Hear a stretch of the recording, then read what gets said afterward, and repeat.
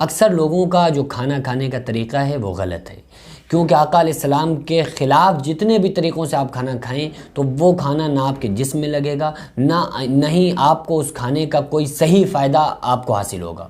اور جب کوئی انسان آقا علیہ السلام کے بتائے ہوئے طریقے کے خلاف کھانا کھاتا ہے تو شیطان اس کے ساتھ میں کھاتا ہے۔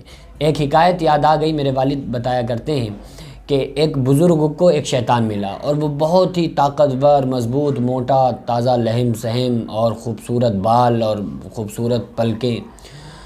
تو بزرگ نے پوچھا تم کون ہو؟ تو اس نے کہا میں شیطان ہوں۔ کہا تمہاری یہ اتنی اچھی حالت کیسے؟ کہا کہ میں فلاں شخص کے ساتھ رہتا ہوں، جب وہ کھانا کھاتا ہے تو بسم اللہ میں نہیں پڑھنے دیتا ہوں، وہ بسم اللہ نہیں پڑھتا ہے، تو وہ جو کھانا کھاتا ہے وہ میرے پیٹ میں آتا ہے، اور میں کھانا کھا لیتا ہوں وہ بھوکا رہ جاتا ہے، پانی پیتا ہے تو وہ بسم اللہ نہیں پڑھتا ہے، تو میں پانی پیتا ہوں وہ پیاسا رہ جاتا ہے، وہ جب سر میں تیل ڈالتا ہے تو بسم اللہ نہیں پڑھتا ہے، تو سر کا جو تیل ہوتا ہے وہ میرے سر میں آتا ہے، میرے بال صحیح ہو جاتے ہیں اور وہ ایسے ہی اجڑا چمن سا لگنے لگتا ہے۔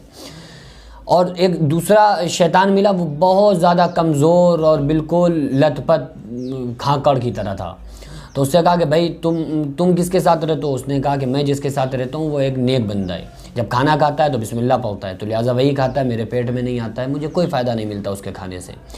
اور جب وہ پانی پیتا ہے تو وہ بسم اللہ پڑھتا ہے، تو وہ پانی وہ پیتا ہے، مجھے پانی میں نہیں پی پاتا ہوں، وہ پانی پی لیتا ہے تو میں پانی نہیں پی پاتا ہوں، وہ سارا پانی اس کے پیٹ میں جاتا ہے کیونکہ بسم اللہ پڑھتا ہے۔ سر میں تیل ڈالتا ہے تو بسم اللہ پڑھ کے ڈالتا ہے، تو وہ تیل اس کے سر میں جاتا ہے، اس کے دماغ میں طاقت پہنچتی ہے، میں ایسے ہی رہ جاتا ہوں۔ تو یہ ایک سمجھنے کے لیے بہت ہی اچھی حکایت ہے کہ آپ اسی طرح سے اس کو سمجھ لیں، کیونکہ آقا علیہ السلام نے اسی وجہ سے جو کھانا کھانے کے جو طریقے بتائے ہیں وہ اسی وجہ سے بتائے ہیں کیونکہ بیچ سے انسان نہ کھائے، کیونکہ بیچ میں برکت اترتی ہے، اور وغیرہ وغیرہ جو آقا علیہ السلام نے کھانا کھانے کے طریقے بتائے ہیں، ان میں سے میں چند طریقے، چند سنتیں آپ کی خدمت میں پیش کرتا ہوں۔ آپ سے گزارش ہے ان کو ذہن میں رکھیں اور اسی طریقے سے پھر کھانا کھایا کریں۔ سب سے پہلی سنت کہ دونوں ہاتھوں کو گٹوں تک دھونا اور نہ پونچھنا۔ پہلے دونوں ہاتھ جو ہیں گٹوں تک، یہاں تک دھوئے جائیں گے اور ان کو نہیں پونچھا جائے گا۔ اگر آپ پونچھیں گے تو یہ بہت بڑی حکمت ہے، اگر آپ نے کھانا کھانے سے پہلے ہاتھوں کو دھویا اور پھر پونچھ لیا تو وہ جس کپڑے سے آپ پونچھیں گے اس کے جو کیٹاڑو وغیرہ میل کچیل ہوگا وہ آپ کے ہاتھوں میں لگے گا، پھر جب آپ ان ہاتھوں سے کھانا کھائیں گے تو وہ گندگی آپ کے پیٹ میں جائے گی اور یہ بیماری کا سبب بنے گی۔ تو کھانا کھانے سے پہلے ہاتھوں کا دھونا اور نہ پونچھنا۔ اور نمبر 2، دسترخوان بچھانا، دسترخوان بچھا کے کھائیں، کیونکہ اگر کوئی چیز اس پہ گر جاتی ہے تو آپ آگے سنت آ رہی ہے تاکہ آپ اس کو اٹھا کے کھا سکیں۔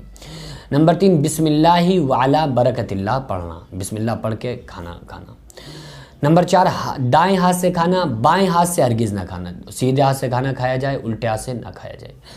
نمبر 5، اپنے سامنے سے کھانا، یعنی اگر کئی لوگ بیٹھے ہوئے ہیں ساتھ میں کھا رہے ہیں تو اپنے سامنے سے کھانا کھانا، اگر آپ اپنی پلیٹ میں کھا رہے ہیں تو اس میں اپنے سامنے سے کھانا کھانا۔ اگر تشتری میں کئی قسم کی چیزیں ہوں تو آپ کو جو پسند ہے وہ بلا تکلف کھائیں، اس میں یہ نہیں ہے کہ آپ جس میں بریانی رکھی ہوئی ہے پلیٹ ادھر ہے تو آپ سوچ رہے ہیں بریانی کا دل تو کر رہا ہے لیکن اٹھا نہیں رہے ہیں، تو سنت طریقہ یہ آپ اس کو منگا لیں، اس کو اٹھا لیں اور اس میں سے کھائیں جو آپ کو پسند ہو۔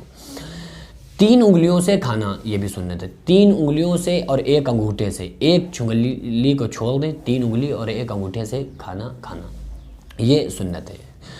پیالہ یا تشتری کو چاٹ کے اچھی طرح سے صاف کرنا، اس کو یہ نہیں کہ وہ ایسے ہی چھوڑ دیا اور وہ پھر اس میں کچھ چاول رہ گئے یا کچھ سالن چھوڑ گیا، اچھی طرح سے اس کو چاٹ کے صاف کرنا، یہ بھی سنت ہے۔ اس کے علاوہ اگر لقمہ گر جائے تو پھر اس کو اٹھا کے کھا لینا، لقمہ گرے گا تو آپ اسے اٹھا کے کھا لیں۔ اب ظاہر سی بات ہے دسترخوان تو پہلے سے بچھا ہوا ہے، اب اگر لقمہ گر رہا ہے تو آپ اٹھا کر کھائیں۔ اب یہ پتہ چلے کہ آپ دسترخوان والی سنت ادا نہ کریں اور ایسے ہی کھا رہے ہیں اور وہ زمین میں گر جائے تو زمین سے اٹھا کے نہ کھایا جائے اس کو، بلکہ جب دسترخوان آپ کا بچھا ہوگا تو صاف ستھرا دسترخوان ہوگا تو آپ اس پہ اگر کوئی لقمہ گر جائے تو اس کو اٹھا کر کھانا۔ یہ ایک کھانے کا احترام بتایا گیا ہے کہ کھانا کتنا اللہ تبارک و تعالیٰ کا رزق ہے، اس کی بھی قدر انسان کو ہونی چاہیے۔ اور نمبر 9، کھانے میں عیب نہ لگانا اور ٹیک لگا کر نہ کھانا، یہ بھی سنت ہے، ٹیک لگا کر نہ کھائیں، آپ کھانے میں عیب نہ لگائیں۔ یہ اگر نمک پھینکا ہے تو یہ نہیں ارے کھانا اچھا نہیں ہے، یہ ہے وہ، آپ کہتے ہیں بھائی نمک دے دو، نمک آ جائے نمک ڈال لیجئے، تو اس پر بہت زیادہ ایک دم کچھ لوگ شدت پسند ہوتے ہیں، اسی بات پہ کہو لڑائی ان کے گھروں میں ہو جائے گا، نمک تیز کر دیا، نمک پھیکا کر دیا۔ تو یہ آقا علیہ السلام نے سارے طریقے ہم کو بتائے ہوئے ہیں۔ جب آپ کھانا کھا چکے ہیں تو اس کے بعد دعا پڑھنا، الحمدللہ الذی اطعمنا وسقانا وجعلنا من المسلمین، الحمدللہ الذی اطعمنا وسقانا وجعلنا من المسلمین، اس دعا کو آپ کو پڑھنا ہے۔ کھانے کے درمیان میں دعا پڑھنا ہے، اللہم لک الحمد ولک الشکر، اللہم لک الحمد ولک الشکر۔ پھر اس کے بعد آپ کو دسترخوان اٹھانا ہے، پھر اس کے بعد آپ کو ہاتھ دھونا ہے، پھر اس کے بعد آپ کو پھر کلی کرنا ہے۔ یہ 14 سنتیں جو مختصر سی تھی میں نے آپ کی خدمت میں پیش کی ہیں۔ آپ سے گزارش ہے کہ آپ اس ویڈیو کو شیئر کر دیں اور سارے لوگوں کو بتائیں، اپنے گھر میں اپنی بیوی سے، بچوں سے، بہن بھائی سے بولیں کہ اس طریقے سے کھانا کھانا ہے۔ جب آپ اس طریقے سے کھانا کھائیں گے تو انشاءاللہ آپ کو اس کھانا کھانے پر بھی اللہ تعالیٰ ثواب عطا فرمائے گا، اور آپ کو جو ثواب ملے گا وہ کھانا کھانے کا نہیں ملے گا، بلکہ وہ کھانا جو آپ آقا علیہ السلام کے طریقے سے کھا رہے ہیں، اس کھانے میں جو سنت ادا کر رہے ہیں آپ کو اس کا ثواب ملے گا۔ تو آپ سے گزارش ہے کہ ان طریقوں پہ خوب ہمیں عمل کرنا ہے، آقا علیہ السلام کی بتائی ہوئی ساری باتوں پر ہمیں عمل کرنا چاہیے۔